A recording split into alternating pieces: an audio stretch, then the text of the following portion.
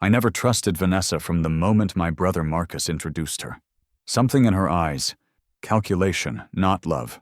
But who was I to judge? I was just Ethan, the cynical younger brother who'd seen too many people take advantage of our family's wealth. She's different, Marcus insisted, his voice full of that childlike hope I'd always tried to protect. I smiled and nodded, but kept my distance. The wedding was lavish, her idea, of course. I watched from the back row as she glided down the aisle in a dress that cost more than most people's cars. Marcus beamed. I drank champagne and silently counted down the days until it would all fall apart. Now I'm sitting in a sterile hospital room, watching machines breathe for my brother while his wife, the woman I never trusted, begs me to save her life. How did we get here? It's a story of love and betrayal, of wealth and desperation. But mostly, it's a story about how sometimes the people we think we know best are the ones we don't know at all. The day Marcus brought Vanessa home, something cold settled in my stomach. It wasn't just how she scanned our family estate with those calculating eyes, mentally appraising every painting and antique. It wasn't even the way she laughed a bit too readily at our father's tired jokes. No, it was the moment when Marcus left to get drinks, and I caught her reflection in the living room mirror, practicing her smile when she thought no one was watching. "Your brother tells me you handle most of the family investments now," she said, turning that practiced smile on me. "That must be fascinating work."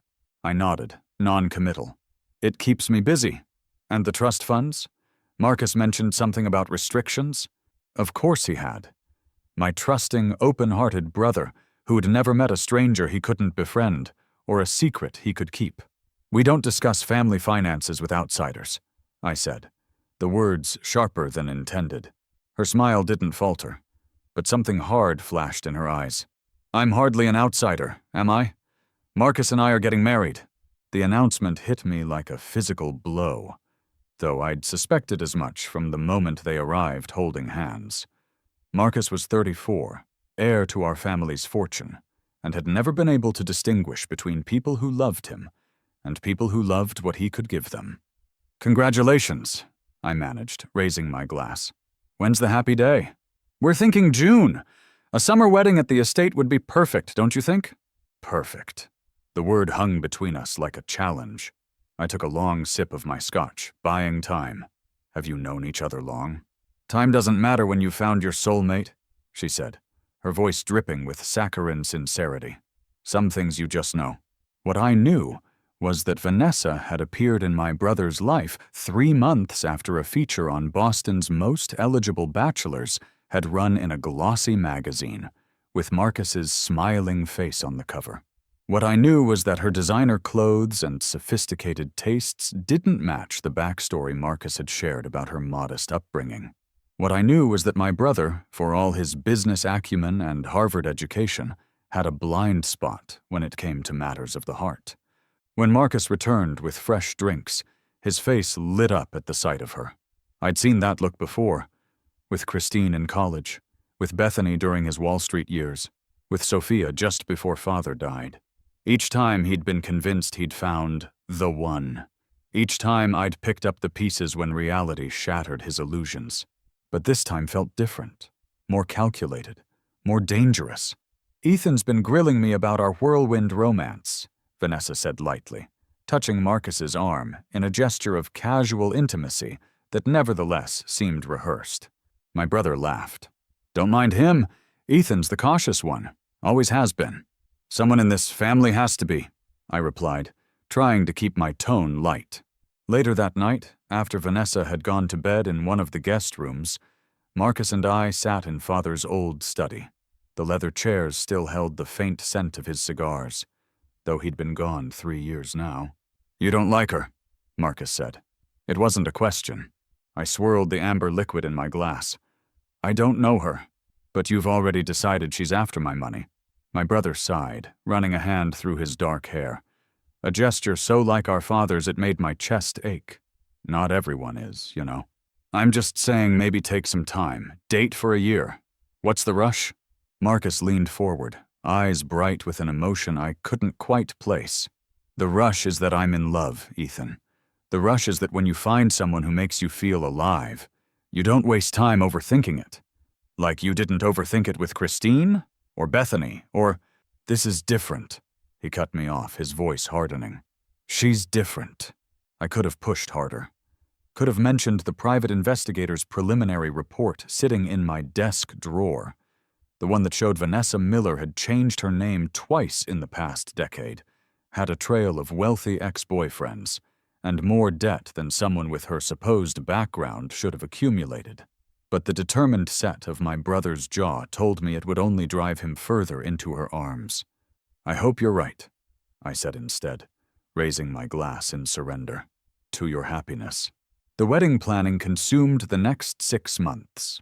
I watched from the periphery as Vanessa transformed our family home into a staging ground for what the society pages would later call the wedding of the decade. No expense was spared. No detail was too small for her attention. And through it all, my brother's smile grew a little more fixed, a little more forced, though I seemed to be the only one who noticed. "Are you sure about this?" I asked him the night before the wedding, as we shared a quiet drink on the terrace.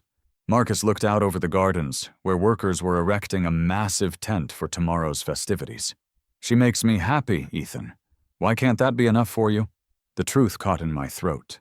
"Because I don't think you make her happy. Because I see how she looks at your wallet, not your face. Because I've spent my life protecting you, and I'm afraid this is the one time I'll fail." But I said none of that. Instead, I clapped him on the shoulder and forced a smile. "If you're happy, I'm happy." I was lying. And as I watched Vanessa glide down the aisle the next day, radiant in a custom gown that cost more than most people's homes, I couldn't shake the feeling that I was witnessing the beginning of my brother's undoing. Little did I know just how right I would be. The first year of their marriage, I kept my distance. Not out of spite, but self-preservation. Every dinner invitation felt like an exercise in restraint. Watching Vanessa parade around in yet another designer outfit while casually mentioning the charity gala where they'd just dropped 6 figures in donations. Marcus would smile that increasingly vacant smile, and I'd bite my tongue until I tasted blood. "You should come to the Hamptons' house next weekend," Marcus said during one of our rare brother lunches, the kind Vanessa always seemed to have a conflict for. "We're having some people over. It would be good for you to get out more." I pushed my salad around the plate.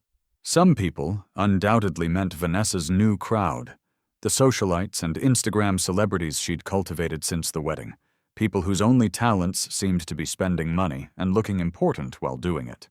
"I've got that Singapore deal closing," I lied. "Maybe next time." Something flickered across Marcus's face. Disappointment, maybe relief. It was getting harder to tell these days. My once transparent brother had developed layers, opacities that concerned me. "How are things really going?" I asked, lowering my voice though we were alone in the private dining room. Marcus straightened his tie, a nervous habit he'd developed recently. "Great. Vanessa's thinking about starting a lifestyle brand. She's got meetings with some investors next week." Of course she was.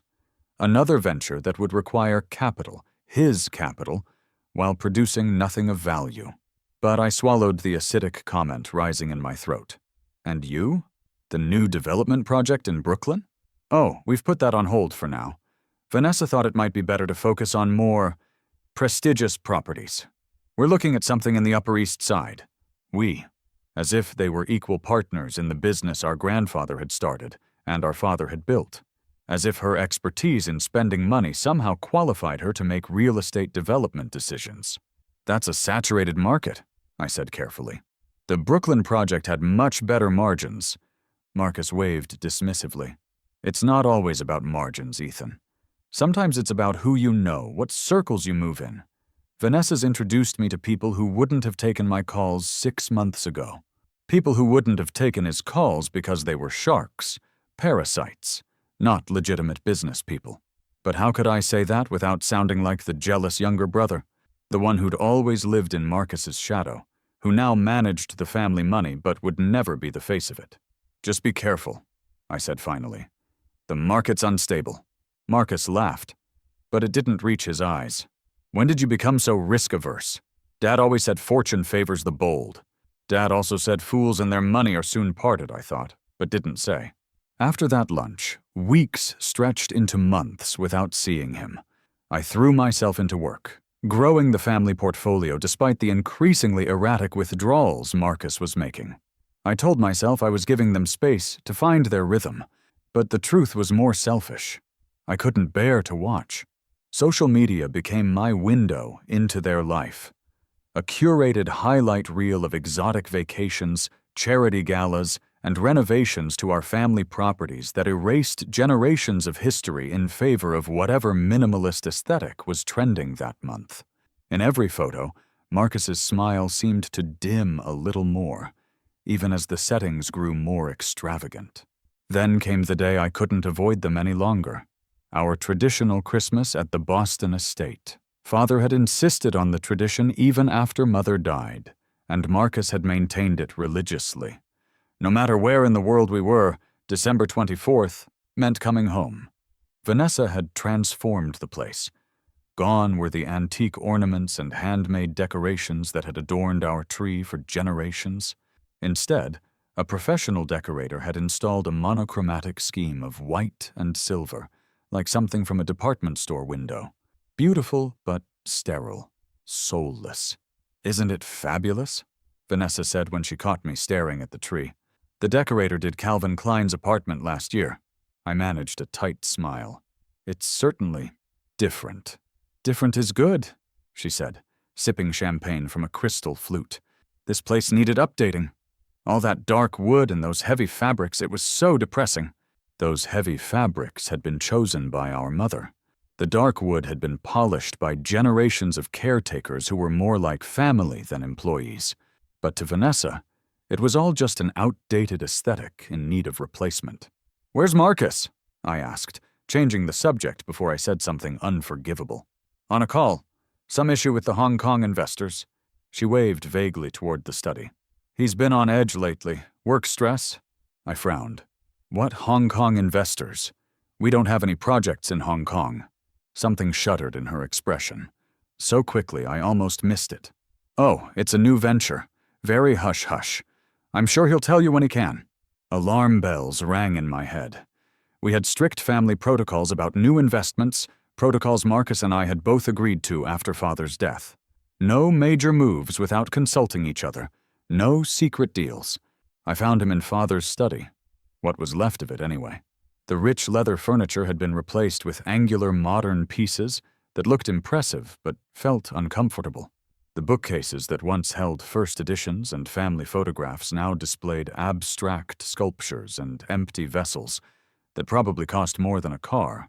Marcus stood at the window, phone pressed to his ear, shoulders tense. "I understand the terms have changed," he was saying, his voice tight. "But we had an agreement. I've already transferred the first." He noticed me and stopped abruptly. "I'll call you back." He ended the call and pocketed his phone, forcing a smile that didn't reach his eyes. "Ethan, Merry Christmas." He embraced me quickly, then moved to the bar cart. "Drink?" "What's going on, Marcus?" I asked, watching him pour 2 fingers of scotch with a hand that wasn't quite steady. "What Hong Kong investors?" "It's complicated," he said, taking a long swallow. "Just a side project." "A side project that has you looking like you haven't slept in weeks?" Marcus rubbed his face, and for a moment, the carefully constructed facade slipped. He looked exhausted, haunted even. "It's fine. Just some cash flow issues that will resolve soon." "Cash flow issues?" I repeated incredulously. "Marcus, you're sitting on a 9-figure fortune. How could you possibly have cash flow issues?" He wouldn't meet my eyes. "Like I said, it's complicated." I crossed the room, lowering my voice. "Is it Vanessa? The spending? Because I've seen the withdrawals, Marcus. They're not sustainable, even for us." Something hardened in his expression. "Don't start, Ethan. Not tonight." "If not tonight, when? We barely see each other anymore. You're making secret deals, draining accounts." "I'm handling it," he snapped, then immediately softened. "I'm sorry, it's just not a good time. Let's enjoy Christmas, okay, for old time's sake." I wanted to push harder, but the fragility behind his eyes stopped me. Whatever hole he was in, my brother was scared. And Marcus never scared easily.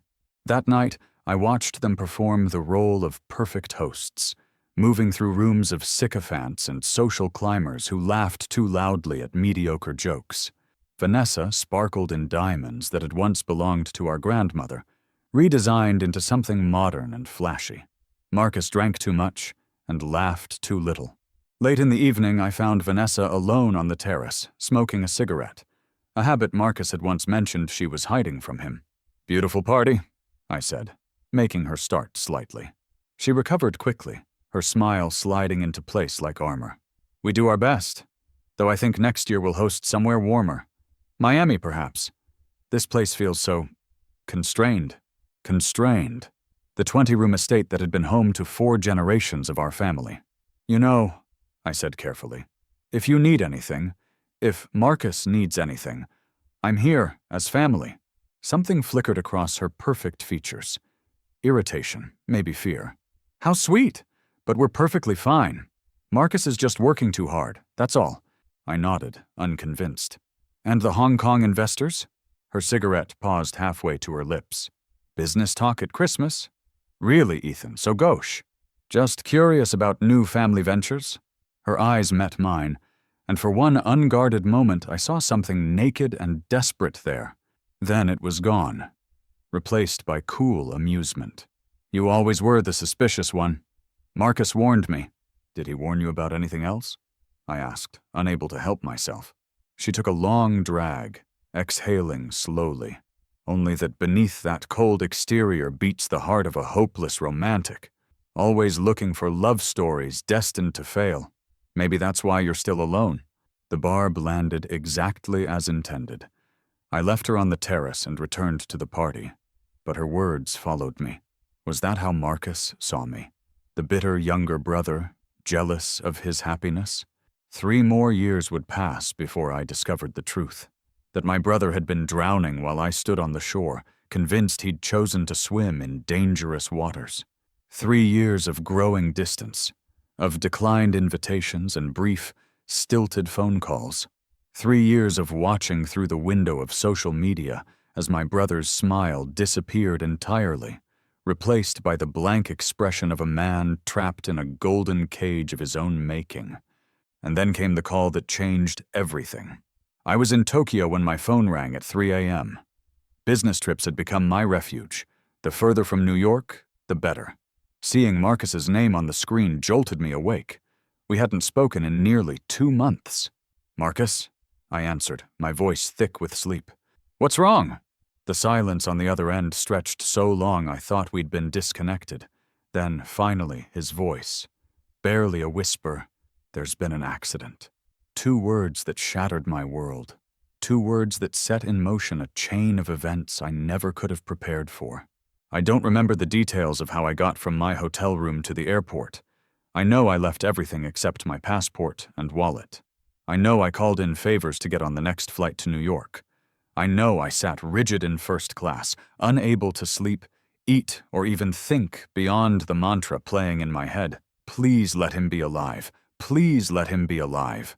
19 excruciating hours later, I pushed through the doors of Mount Sinai Hospital, disheveled and wild-eyed. The antiseptic smell hit me like a physical force. That universal hospital scent that signals you've entered a place where life hangs in the balance.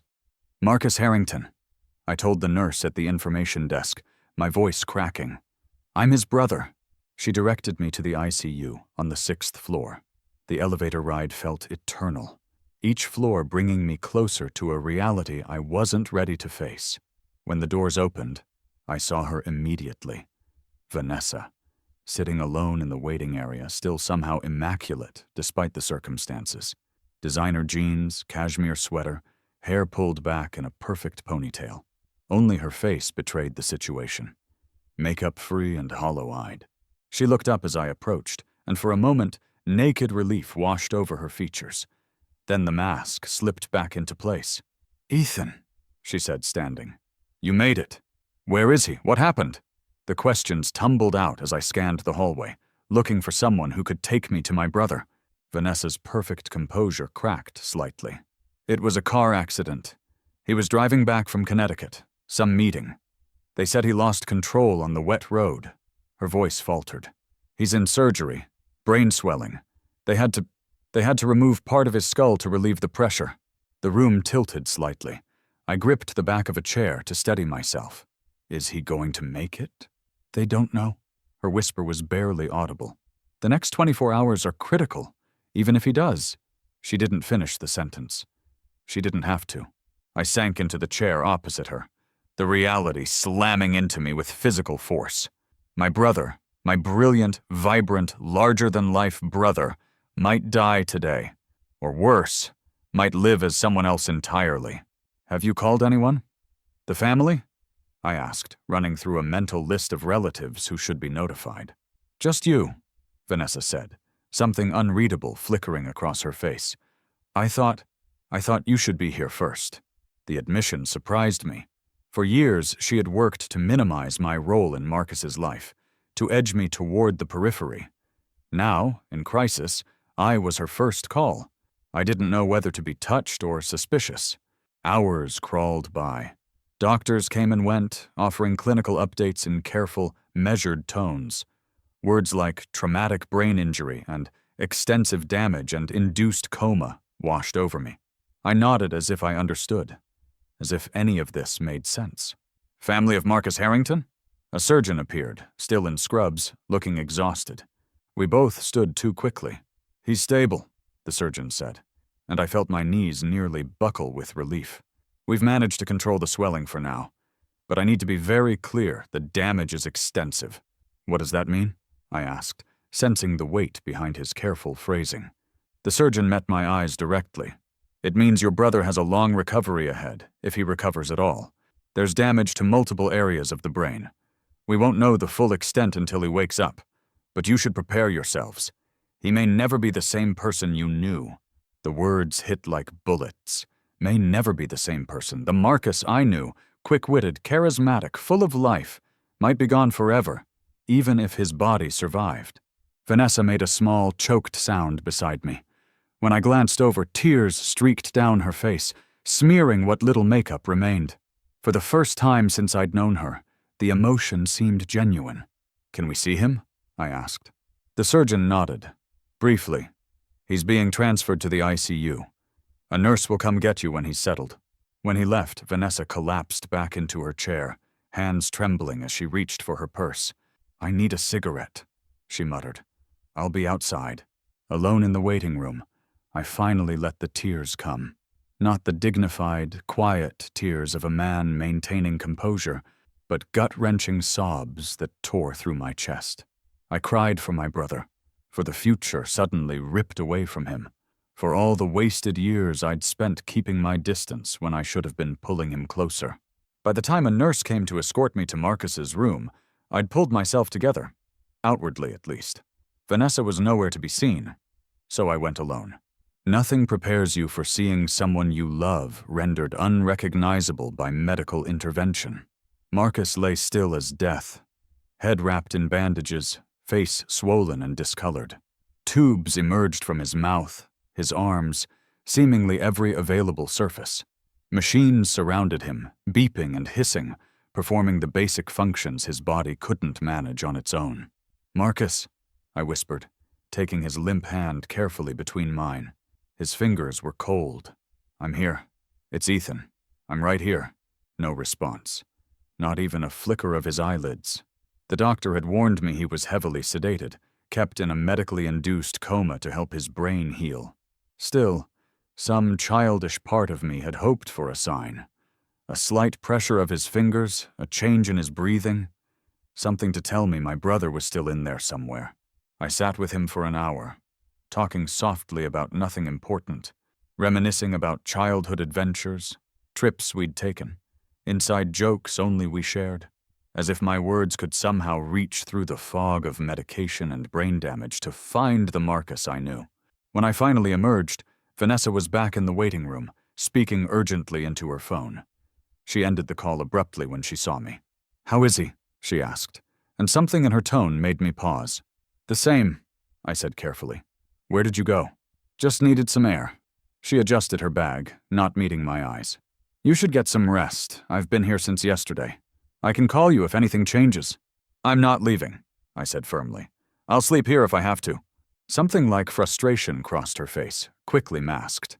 Suit yourself. I'm going home to shower and change. The nurses have my number. As she walked away, I noticed for the first time how she carried herself, not with the devastation of a woman whose husband lay fighting for his life, but with the purposeful stride of someone with a pressing agenda. I spent the next week living at the hospital. I slept in uncomfortable chairs, showered in the family facilities, ate from vending machines. Marcus's condition remained unchanged, stable in medical terms, which really meant not actively dying but also not improving. Vanessa came and went, always impeccably dressed, always with a reason to leave after brief visits. Business to attend to, she claimed. Paperwork, insurance, the kinds of practical matters that arise when disaster strikes. It was during one of her absences that Dr. Chen, Marcus's neurologist, sat down beside me in the waiting room. "Mr. Harrington," she said gently, "I think we should discuss your brother's prognosis in more detail." I straightened, bracing myself. Of course. The damage to his brain is significant, particularly to areas controlling speech, motor function, and cognitive processing. When he wakes up, he will need extensive rehabilitation, months, possibly years. I understand, I said, though of course I couldn't. This kind of care is intensive, she continued carefully, and expensive. Even with excellent insurance, there will be substantial out-of-pocket costs. Has your sister-in-law mentioned this? I frowned. No, but money isn't an issue. My brother has considerable resources. Dr. Chen nodded, her expression neutral. I see. It's just that Mrs. Harrington has been inquiring about more economical care options. Moving him to a facility upstate once he's stable enough to transfer. Ice formed in my stomach. Economical, I repeated, the word tasting bitter. I suggested she discuss it with you, as you seem very involved in your brother's care. Dr. Chen hesitated. I hope I haven't overstepped. Not at all, I assured her, mind racing. Thank you for telling me. After she left, I sat motionless, trying to make sense of what I'd just learned. Vanessa, with access to Marcus's considerable fortune, was looking for economical care options. Something wasn't adding up. That night, using Marcus's phone, which I'd retrieved from his personal effects, I accessed his email. It took several attempts to guess his password, finally succeeding with our childhood dog's name followed by our mother's birthday. What I found confirmed my worst suspicions. Notifications of large transfers to offshore accounts, credit lines maxed out, investment positions liquidated at losses. Someone was draining my brother's money, and fast. I copied everything to my own phone, hands shaking with rage and disbelief. Then I placed Marcus's phone back exactly as I'd found it. When Vanessa arrived the next morning, I greeted her with a smile that didn't reach my eyes. "Any change?" she asked, glancing briefly at Marcus's still form before checking her own reflection in the darkened window. "No change," I said, watching her carefully. "But I've been thinking about his care going forward. We need to make sure he has the absolute best rehabilitation, whatever the cost." Something tightened around her mouth. "Of course, though we need to be practical. These medical bills are already astronomical. Money is no object for Marcus's recovery," I said firmly. "I'll make sure of it." Our eyes met in silent challenge, and for just a moment I glimpsed something cold and calculating in her gaze. The same look I'd noticed that very first day, now stripped of all pretense. In that moment, I knew with absolute certainty, while my brother lay fighting for his life, Vanessa was already making her escape plan, and I was the only thing standing in her way. I've never considered myself particularly devious, but extraordinary circumstances call for extraordinary measures. While Vanessa thought I was maintaining my bedside vigil, I was building a case against her, meticulously, methodically, the way our father had taught us to approach any complex problem. "Always gather more information than you need," he'd say. "The truth emerges from patterns, not isolated facts." The pattern emerging around Vanessa was damning. First came the professional help. Carson Reeves, the private investigator who'd vetted my last 3 business partners, agreed to meet me in the hospital cafeteria at midnight. He arrived looking exactly as he always did. Rumpled suit, perpetual 5 o'clock shadow, eyes that missed nothing. "This is delicate," I told him, sliding a coffee across the table. "Not just business, family." Carson nodded, unperturbed. "Family's always messy. What am I looking for?" "Everything on Vanessa Harrington, née Miller. Focus on financial activities in the last 3 months. And any connections to—" I hesitated, not wanting to say it aloud. "The kind of people who might cause someone to fear for their safety." His eyebrows rose slightly, but he asked no questions. That's why I paid Carson triple his standard rate. "I'll need access," he said. I passed him a flash drive. Bank account numbers, investment portfolio logins, property records, everything with both their names on it. "Her personal devices?" I shook my head. "She guards her phone like it contains nuclear codes, but Marcus's phone is unlocked." I tapped my jacket pocket where it rested. "There might be text conversations, emails." Carson pocketed the flash drive. "Timeline?" "Yesterday," I said grimly. My brother doesn't have the luxury of time. While Carson worked his digital magic, I began tracking Vanessa's movements. The woman who claimed to be devastated by her husband's condition spent remarkably little time at his bedside. 2 hours each morning, brief appearances in the evening, always when hospital staff would note her presence. The rest of her time was unaccounted for until I followed her one afternoon. Not my proudest moment, slipping out behind her like a character in a spy novel, but necessary. She took a town car to our family's Manhattan apartment. Not surprising, but emerged 40 minutes later with a designer suitcase I recognized from their trip to Bali the previous year. The suitcase went into the town car's trunk. Vanessa went to Barney's, where she spent 3 hours and emerged with multiple shopping bags. From there, she visited our family attorney's office, staying just under an hour. Then finally, most damning of all, she went to a nondescript office building in Midtown, where a discreet sign in the lobby indicated the offices of Cyto International Exports, 14th floor. I didn't follow her up. I didn't need to. I'd found what Carson would later confirm: Vanessa's connection to the Japanese investment group that had been receiving millions from Marcus's accounts over the past year. When Carson called 3 days later, his normally unflappable voice had an edge I'd never heard before. "We need to meet, not at the hospital." We convened at a 24-hour diner in the meatpacking district, the kind of place where no one looked twice at 2 men hunched over a table at 1 a.m. Carson placed a thick folder between us. "Your sister-in-law's been busy," he said, keeping his voice low. "In the past 3 weeks, she's liquidated over $8 million from your brother's accounts. Artwork, stocks, even that car collection he kept in Connecticut." My stomach clenched. Marcus's vintage cars were his pride and joy, lovingly restored over decades. He'd never willingly part with them. "Where's the money going?" Carson flipped open the folder, pointing to a diagram of interconnected accounts. "It's a sophisticated operation. Money moves from your brother's legitimate accounts to shell companies, then gets converted to cryptocurrency, then emerges in clean accounts in the Cayman Islands." He tapped a box at the bottom of the page. "Final destination appears to be this account, controlled by one Vanessa Takeda." "Takeda?"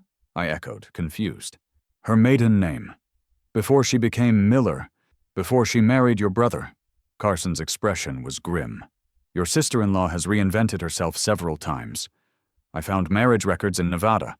She was briefly married to a casino developer named Elliot Miller. Before that, she was Vanessa Chen, engaged to a tech executive in San Francisco who died under somewhat mysterious circumstances." My blood ran cold. "Mysterious how?" "Car accident, single vehicle, late at night. Toxicology showed alcohol, though friends insisted he rarely drank." Carson's implication hung in the air between us. "And Cyto International?" I asked, thinking of the office building in Midtown. Carson's expression darkened. "That's where things get interesting. Cyto isn't just an export company. They're a front for what appears to be a sophisticated loan sharking operation with ties to organized crime in both Tokyo and New York. They specialize in lending to wealthy individuals with gambling problems or expensive habits, High interest, absolutely no flexibility on repayment terms. I ran a hand over my face, pieces falling into place. So Vanessa borrowed money from these people. Not just borrowed. According to what I found in your brother's emails, she's been in debt to them for years. Massive gambling debts from her time in Macau before she met your brother. He's been making payments on her behalf, trying to keep them at bay. The revelation hit me like a physical blow. My brother, my smart, savvy brother, had gotten himself entangled with loan sharks for a woman who was now robbing him blind while he lay unconscious. How much does she owe them? Carson hesitated. Based on the payment schedule I found, at least $12 million. And they're getting impatient. $12 million, I repeated numbly. A fortune for most people, but a fraction of what Marcus was worth. And now she's clearing out his accounts. Not just clearing them out, Carson said, flipping to another page in the folder. Look at this. He pushed forward a document. A flight reservation in Vanessa's name. One way to the Maldives, departing in 3 days. The Maldives has no extradition treaty with the U.S., Carson added unnecessarily. White-hot rage surged through me. While my brother fought for his life, Vanessa was preparing to disappear with his money, leaving him broken and destitute. She's not getting away with this, I said, my voice deadly calm despite the storm raging inside me. Carson studied me carefully. What's your play? I'm going to confront her. Today, in Marcus's room. Bold move. She might deny everything. I smiled thinly. Let her try. I spent the rest of the night reviewing every document Carson had provided, committing the most damning details to memory. By morning, I felt armed for battle. Not with weapons, but with something far more powerful. Irrefutable truth. Vanessa arrived at the hospital at her usual time, perfectly coiffed, carrying a takeout coffee and scrolling through her phone. She faltered slightly when she saw me sitting beside Marcus's bed, my expression giving nothing away. You're here early, she said, a note of wariness in her voice. Couldn't sleep? I replied mildly. Too many things on my mind. She set her coffee down, arranging her face into an expression of concern. Any change in his condition? No change in Marcus, I said, watching her carefully. But plenty of changes elsewhere. The Manhattan apartment, for instance. Did you think I wouldn't notice you moving things out? Her eyes widened slightly before narrowing. I have no idea what you're talking about. No? What about the car collection in Connecticut? Or the Monet from the Hamptons house? Or the $8 million you've funneled through shell companies in the past 3 weeks alone? Color drained from her face, but she recovered quickly. You're being ridiculous. I've been handling our affairs, yes, but only to cover the medical expenses. Do you have any idea how much all this costs? She gestured around the hospital room. I know exactly how much it costs, I said coldly. Just as I know about your gambling debts to Saito International, and your previous marriages, and your one-way ticket to the Maldives. For a moment she stood frozen, like a deer in headlights. Then something shifted in her expression. The mask of the grieving wife falling away completely, revealing something harder, more calculating underneath. You've been spying on me, she said, her voice low. I've been protecting my brother, I corrected. Something I should have done years ago. She laughed then, a hollow sound devoid of humor. Protect him? Where were you when he was drowning in my problems? Where were you when he was making payoff after payoff to keep me safe? You were too busy judging us from afar, too self-righteous to get your hands dirty. Her words landed like blows. Because she was right.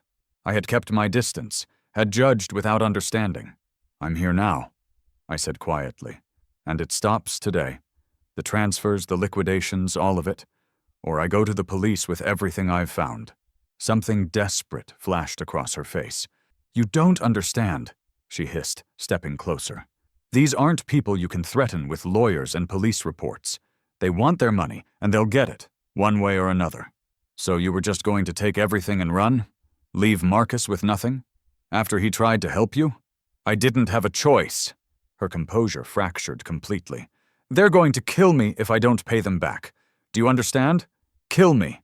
Marcus knew the risks. He knew what he was getting into. And now he can't speak for himself, I said bitterly. glancing at my brother's still form. "Convenient timing for your grand escape." Her eyes flashed dangerously. "You think I did this to him? The accident?" The thought had crossed my mind, but I'd dismissed it as paranoia. Seeing her reaction now, I wasn't so sure. "Did you?" I asked quietly. "No," she whispered, and for once I believed her. "But I'm not sorry it happened. Does that make me a monster? Maybe. But at least I'm a monster who might live to see next year." Her naked honesty was more disturbing than any lie. "You're not going anywhere," I said firmly.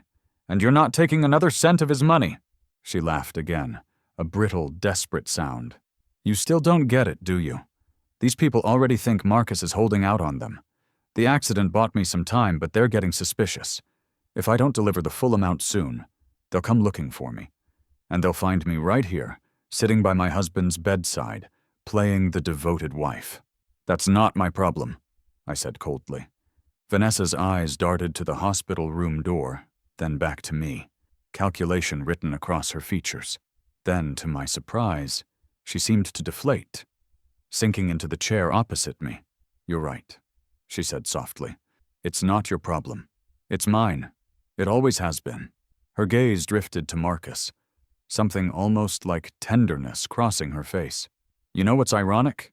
He's the only one who ever tried to help me. Really help me. Not just use me or discard me when I became inconvenient. He loved you," I said, the admission painful to voice. "He did," she agreed. "God knows why." We sat in silence for a long moment, the beeping of Marcus's monitors the only sound. When she spoke again, her voice had changed, a new note of desperation creeping in. "You don't understand, Ethan," she whispered, suddenly grabbing my arm with surprising strength. "I'm in trouble. Real trouble. These people will kill me if I don't pay them back. Marcus knew. He was helping me. Please, you're the only one who can save me now." Her eyes, for the first time since I'd known her, held something real. Pure, unadulterated fear. And despite everything, I hesitated. Because in that moment I couldn't help but wonder, what if my brother had seen something in her that I never bothered to look for? "Why should I help you?" I asked, my voice barely audible over the rhythmic beeping of the machines keeping my brother alive. "After everything you've done?" Vanessa's grip on my arm tightened. "Because it's what Marcus would want," she said. "And because if they find me, they might come looking for him next. Debt collection doesn't stop just because someone's in a coma." Ice formed in my stomach at the thought of these people, whoever they were, bringing their brand of justice to my brother's hospital room. "Tell me everything," I said finally. "No more lies, no more half-truths, everything." And as the morning light streamed through the hospital window, highlighting the dust motes dancing in the air, Vanessa began to talk. The story she told, of addiction and desperation, of threats and failed escape attempts, painted a picture so different from what I'd imagined that I found myself wondering if I'd misjudged her from the beginning. Or if this, too, was just another performance from a woman who'd made deception her life's work. "I met them in Macau," Vanessa began, her voice hollow. 5 years ago. Before Marcus, before any of this." She gestured around the hospital room as if it represented her entire life with my brother. "I was working as a hostess in a high-end casino, the kind that caters to whales. Billionaires who think nothing of dropping $1 million in a night." She laughed bitterly. "I thought I was so clever. Beautiful girl from nowhere, working my way up through sheer determination." Her hands trembled slightly as she continued. "Then I met Hiroshi Saito. Charming, elegant, impossibly wealthy. He took an interest in me, showered me with gifts, taught me how to gamble properly, as he called it. The picture was forming in my mind. The calculated seduction, the careful grooming. "Let me guess," I interjected. "He backed your play?" Vanessa nodded. "At first it seemed like generosity. 'Don't worry about it,' he'd say when I lost. 'You'll win it back tomorrow.' I didn't realize I was digging myself deeper with each passing day." She swallowed hard. "By the time I understood what was happening, I owed him $4 million.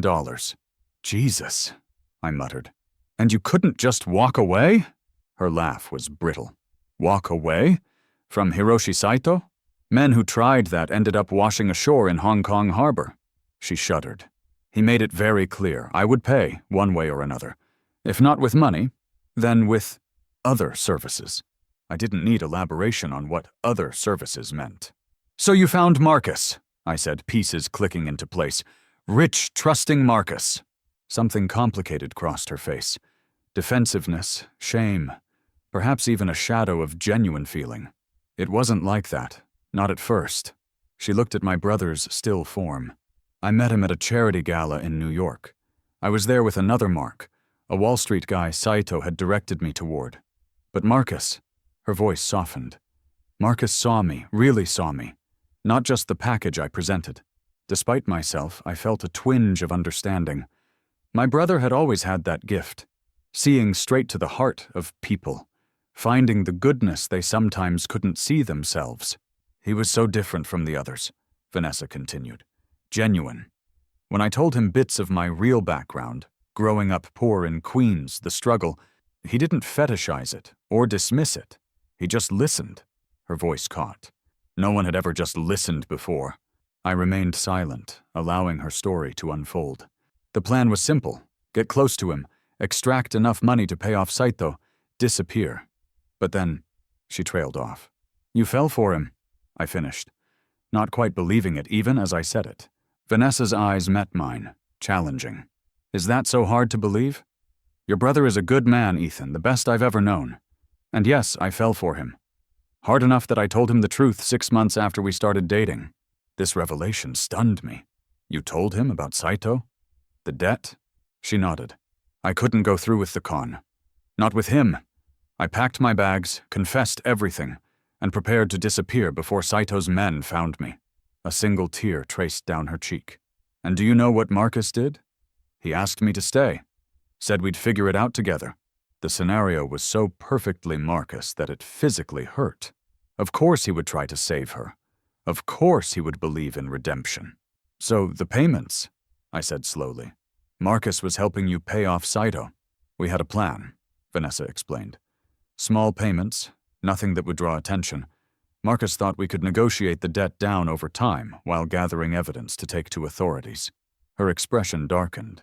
It was working, until Saito realized who Marcus really was. Not just wealthy, but Harrington wealthy. Suddenly the terms changed. The interest rates doubled. The payment schedule accelerated. I remembered the conversation I'd overheard at Christmas. Marcus on the phone. "I understand the terms have changed, but we had an agreement." "Did Marcus know you were liquidating his assets?" I asked, suspicion returning. "Some of it," she admitted. "The less sentimental items. But then Saito's demands became impossible to meet. Marcus started resisting, talking about going to the FBI. Fear flashed across her face. That's when the threats escalated. Not just against me, but against him, too. And then the accident happened," I said, watching her carefully. Vanessa shook her head vehemently. "I had nothing to do with that. But afterward," she hesitated. "Afterward, I saw an opportunity. Marcus couldn't stop me from taking everything to pay off Saito once and for all. I could finally be free, leaving my brother with nothing," I said coldly. "If he ever woke up." Something like shame crossed her face. "I convinced myself he wouldn't, that it was kinder, in a way." She looked at her hands. "I'm not a good person, Ethan. I never claimed to be—" "And the Maldives?" "My exit strategy. Once Saito got his money, I'd disappear somewhere with no extradition, start over again." We sat in silence, the rhythmic beeping of Marcus's monitors the only sound. I studied my sister-in-law, this woman who had been both predator and prey, con artist and perhaps, in her own way, a loving wife. The complexity of her was dizzying. "Why are you telling me all this now?" I finally asked. "Why not stick to your plan?" "Because I'm out of options," she said simply. "You've blocked the accounts, frozen the assets, and Saito's deadline is in 3 days. Her eyes met mine, naked fear shining in them. "They'll kill me, Ethan. And once they realize they can't get to me, they might come after Marcus instead. Debt collection doesn't stop just because someone's in a coma." The threat hung in the air between us. Was she manipulating me again? Probably. But the danger to Marcus felt real enough. "What exactly do you expect me to do?" I asked. "Help me pay them off," she said immediately. 12 million. Clean transfer, no questions asked. I sign away all rights to any of Marcus's assets, disappear from your lives forever. And I'm supposed to trust you'll keep your end of the bargain? Vanessa laughed hollowly. Trust has nothing to do with it. Draw up whatever legal documents you want. I'll sign them. I just want out alive. I stood and walked to the window, looking out at the city below. People going about their ordinary lives, unaware of the moral labyrinth I found myself trapped in. Behind me, the machines continued their steady rhythm, keeping my brother in this world by the thinnest of threads. What would Marcus want? The question echoed in my mind. My brother, who always saw the best in people, who believed in second chances, who had tried to help this woman despite knowing exactly who and what she was. I need proof, I said finally, turning back to her. Evidence of the debt, the threats, everything. Hope flickered across Vanessa's face. I can get you that. Then I need to meet with Saito myself. Negotiate directly. Her eyes widened in alarm. That's incredibly dangerous. So is transferring $12 million to criminals, I countered. Those are my terms. Take them or leave them. She studied me for a long moment, then nodded slowly. I'll arrange it. The meeting was set for the following evening. Neutral territory, a private dining room at an upscale Japanese restaurant in Tribeca. I arrived early, accompanied by 2 former Marines now working security for our family's corporate offices. Not obvious muscle, but capable of handling trouble if it arose. Hiroshi Saito was not what I expected. I'd pictured someone overtly menacing, a Yakuza stereotype from movies. Instead, I found myself facing a slight, elegant man in his 60s, impeccably dressed in a custom suit that probably cost more than most cars. His only companions were a younger man who never spoke, and a strikingly beautiful woman who served as his translator, though I suspected Saito understood English perfectly well. Harrington-san, he greeted me with a slight bow. An honor to meet the brother of Marcus. Such a tragedy, his accident. The way he said accident sent chills down my spine. Through his translator, we engaged in 20 minutes of pleasantries before addressing the actual purpose of our meeting. Business culture demanded the ritual, so I played along, discussing everything from the weather to Japanese art, while sipping sake that probably cost $1,000 a bottle. Finally, Saito set down his cup and smiled thinly. I understand you wish to discuss your sister-in-law's obligations to my organization. I nodded, keeping my expression neutral. I understand there's an outstanding debt. Considerable, Saito agreed. Your brother was assisting with repayment, but progress has been interrupted. I'm prepared to settle the debt in full, I said, getting straight to the point, in exchange for certain guarantees. Saito's eyebrows rose slightly. Please elaborate. First, written confirmation that the debt is cleared in full. Second, your organization will have no further contact with Vanessa Harrington or any member of my family. Third, any evidence of threats, intimidation, or illegal lending practices disappears permanently. The old man smiled, amused by my directness. Bold terms from someone in no position to negotiate. On the contrary, I replied calmly. I'm in the perfect position. You want your money. I have it. But I can just as easily take what I know to the FBI's Financial Crimes Division. I imagine they'd be very interested in your operation. The younger man tensed, but Saito held up a hand to restrain him. Such actions would be unwise, he said softly, for everyone involved. Then let's make this simple, I said, sliding a folder across the table. $12 million, transferred tomorrow to the account listed. In exchange, you sign these papers confirming the debt is paid and all obligations terminated. Saito didn't touch the folder. The debt is $15 million. It was 12 3 days ago, I countered. Interest accrues quickly in our business. I leaned forward. 12 million, not a penny more. Or I walk away, and you get nothing except unwanted attention from federal authorities. For a tense moment, I thought I'd pushed too far. Saito's expression revealed nothing, but the air in the room seemed to crackle with tension. Then, to my surprise, he laughed, a genuine sound of amusement. You are very much like your brother, he said, this time in perfect English. He too thought he could dictate terms. He studied me thoughtfully. But unlike him, you understand the realities of our world better. I kept my expression neutral, though the casual reference to Marcus sent rage coursing through me. 12 million, Saito finally agreed. But transferred tonight, not tomorrow. The paperwork signed first, I insisted. He nodded, and the younger man produced a pen. 24 hours later, it was done. $12 million, a significant sum, but a fraction of the family fortune, transferred to Saito's account. In return, I held legally meaningless but symbolically important documents releasing Vanessa from all obligations. I found her in Marcus's hospital room, sitting vigil as she'd done every day since the accident. She looked up as I entered, question in her eyes. "It's done?" I said simply.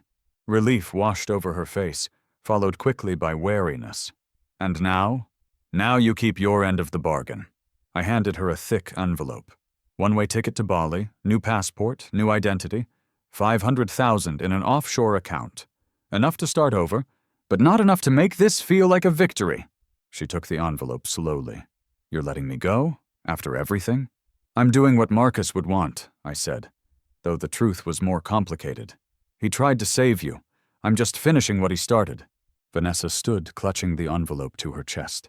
She moved to Marcus's bedside, looking down at him for a long moment. Then, to my surprise, she leaned down and pressed a gentle kiss to his forehead. "I did love him," she said softly. "In my way. I need you to believe that." Did I believe her? I wasn't sure, but I nodded anyway. "Goodbye, Ethan," she said, turning to me. "Thank you for seeing me, even if what you saw wasn't very pretty." "Goodbye, Vanessa," I replied. "Or whatever your name will be tomorrow." A ghost of a smile crossed her lips. Then she was gone, disappearing through the hospital room door for the last time. I took her place beside Marcus, taking his limp hand in mine. "It's just us now, brother," I said quietly, "and I'm not going anywhere." 2 weeks later, Marcus opened his eyes. The recovery process was agonizingly slow. First consciousness, then recognition, then halting speech. The doctors had been right about the extent of the damage. This wasn't the miraculous recovery of movies, where patients wake up and immediately return to their old selves. This was grueling, frustrating work, with progress measured in tiny increments. But my brother was fighting with everything he had, and I was there every step of the way I should have been all along. It was a month before he asked about Vanessa. I'd been dreading the question, unsure how much to tell him, how much his healing brain could process. "She's gone," I said simply. "The debt to Saito is paid. She won't be back." Marcus absorbed this with a long silence. His speech was still labored, but his mind was sharper than the doctors had dared hope. "You helped her?" "I helped you," I corrected gently. "It's what you would have done." Tears filled his eyes. "She wasn't what you thought." "I know," I said, squeezing his hand. "She wasn't what you thought either.